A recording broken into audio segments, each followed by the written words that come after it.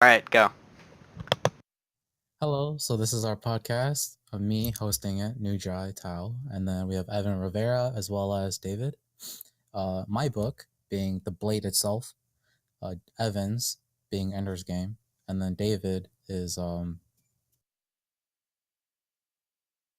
Good was your book omens. again? Okay, The Good Omens. Yeah. So Evan will start us off. So Ender's Game is a book about a little kid named Ender. I believe he starts off at age 6 in the he has a family, and I don't want to spoil too much, but it's kind of hard to explain a book without spoiling a little bit. But so he's the third child, the youngest child, and you're not supposed to have three children. It's against the law, but there's an exception. They're kind of just shamed in their society. But so then he's sent off to battle school, and that's essentially where I'm at right now with Ender's. Unfortunately, I'm not really enjoying it too much because nothing's really happening to begin with. There's just kind of bullying, and then yeah, yeah, that's pretty Yeah, much. you seen the movie, right? I've seen the Cinema Sins for it, and I'm pretty sure it was not good. But so yeah, that's where I am at with Ender's Game. I chose it because it was sci-fi, and I was hoping for it to be good, but Uh, If you had to yeah. choose another book, what would it be? I probably would have chosen Ready Player One if I found any copies, but there are literally none in the library. Okay. Rip. David, you wanna go? Sure. My book is Good Omens. So, well, mainly so far, I'm enjoying it because it's pretty funny. It's like British humor. Um, it's about this demon and this angel. The demon's name is Crowley, and the angel's name is Aziraphale. Basically, they don't like doing what they're supposed to do, which is they're supposed to be helping, respectively, hell and heaven gain the edge in the eventual Armageddon battle that's supposed to happen when the Antichrist is uh, born and is fully at his power. But they're not doing a good job of that because the Antichrist is like a good kid. He's not being an Antichrist. So that's pretty interesting.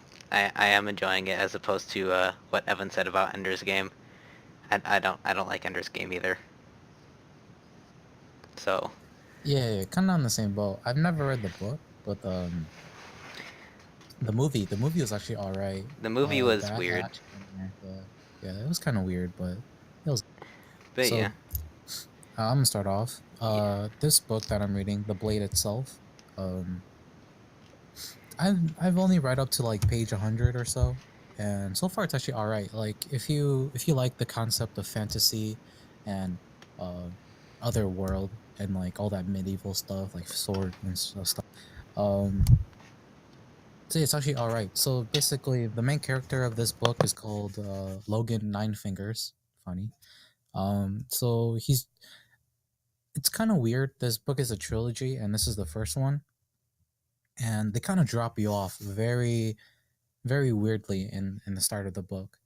Basically, he gets up on this like camp, and then so and then he starts like randomly fighting other people just straight up, and then he starts killing people, and it's like so far it's actually all right. The action, the author describes the action actually very good, and it just you just imagine in your mind, and just imagine takes over and whatnot.